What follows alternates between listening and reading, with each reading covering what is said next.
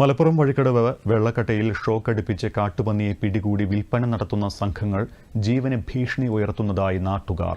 നടന്നുപോകുന്ന വഴികളിലും തോടുകളിലും ഇത്തരത്തിൽ സ്ഥാപിച്ച അനധികൃത വൈദ്യുതി ലൈനിൽ തട്ടിയാണ് കഴിഞ്ഞ ദിവസം 15-കാരനായ അനന്തു മരിച്ചത്. അപകടം സംഭവിച്ച വെള്ളക്കട്ട തോടിന് സമീപത്ത് നിന്ന് PR ഹരികുമാർ തയ്യാറാക്കിയ റിപ്പോർട്ട്. നിലമ്പൂർ വഴിക്കടവ് വെള്ളക്കട്ടയിലെ ഫോറസ്റ്റ് തോടിന് സമീപത്താണ് ഞാനിപ്പോൾ നിൽക്കുന്നത്. ഈ തോട്ടിൽ നിന്നാണ് അനന്തുവിനെ സുഹൃത്തുക്കൾക്കും ഷോക്കേറ്റത്. അനന്തു മരണത്തിന് കീഴടങ്ങുകയും ചെയ്തു. ആ സംഭവം, അതായത് ശനിയാഴ്ച വൈകിട്ട് 8:30-യോടെയാണ് ഈ സംഭവം പുറം ലോകം അറിയുന്നത്. അനന്തു അടക്കമുള്ളവർക്ക് ഷോക്കേറ്റ് കിടക്കുന്ന വിവരം ഈ ശരത്തിനെയാണ് അനന്തുവിൻ്റെ സുഹൃത്തായ മനീഷ് ഓടിയെത്തി വിവരമറിയിക്കുന്നത്. എങ്ങനെയായിരുന്നു ഒരു സംഭവം?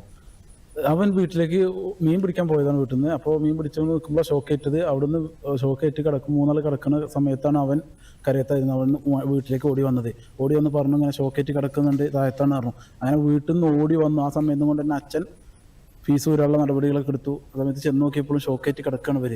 എന്നിട്ട് ഒരു വടി എടുത്തിട്ട് പൊന്തിച്ചിട്ടാണ് ആ കുട്ടിയെ രക്ഷപ്പെടുത്തിയത്. ആ 2 ആളെ രക്ഷപ്പെടുത്താൻ പറ്റി, 3ാമത്തെ ആളെ നമുക്ക് കിട്ടിയില്ല. അനന്തൊന്നും നമുക്ക് കിട്ടിയില്ല. വളരെ വിജനമായ ഒരു പ്രദേശമാണുള്ളത്. ഇവിടെ ഇങ്ങനെ ഒരു ഈ ഷോക്ക് ഇത്തരത്തിൽ വ്യാപകമാണോ ശരിക്കും? ഇപ്പോൾ ഇത് ആലോചിച്ച് കഴിഞ്ഞാൽ വ്യാപകമായിട്ട് ചെയ്യുന്നുണ്ട്. കാരണം ഇതൊരു മാംസക്കച്ചവടത്തിൻ്റെ മറവിൽ നടക്കുന്ന പ്രവൃത്തിയാണ്. കാരണം ഇത് സ്ഥിരമായി ചെയ്യുന്ന ഒരാൾക്കാണ് ഇത് ചെയ്യാൻ പറ്റുള്ളൂ. ഒരാളെന്നല്ല, അതൊരു കൂട്ടമായൊരു ചെയ്യണതാവും. കാരണം ഒരാൾക്ക് ഇത്ര ദൂരം ഒരു 300 മീറ്ററൊന്നും കമ്പിയിട്ട് പന്നിയെ പിടിക്കാൻ കഴിയില്ല. ഇത് ശരിക്കും ആളുകൾക്ക് ഗതാഗതം അങ്ങോട്ടും ഇങ്ങോട്ടും പോകുന്ന ഒരു വഴികളല്ലേ ഇതൊക്കെ? ഇത് എത്രത്തോളം ഇനിയും ഇതേപോലെ സംഭവങ്ങൾ എത്രത്തോളം അപകട സാധ്യത ഉയർത്തുന്നുണ്ട്?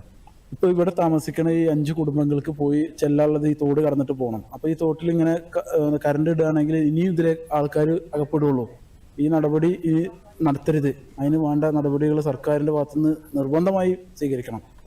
ഈ മേഖലയിൽ ഇതിനു മുൻപും, അതായത് ഇപ്പോൾ ഇത് വഴിക്കടവ് പഞ്ചായത്തിലെ 9-ാം വാർഡിലാണ് അനന്തുവിന്റെ മരണം സംഭവിച്ചത്. 6 മാസം മുൻപ് ഇതിന് തൊട്ടടുത്ത 8-ാം വാർഡിൽ രാമകൃഷ്ണൻ എന്നൊരാൾ കൂടി മരണത്തിന് കീഴടങ്ങിയിരുന്നു. എന്തായാലും ഇത്തരം അനധികൃത നടപടികൾക്കെതിരെ വ്യാപക പ്രതിഷേധം ഉയരുകയാണ്.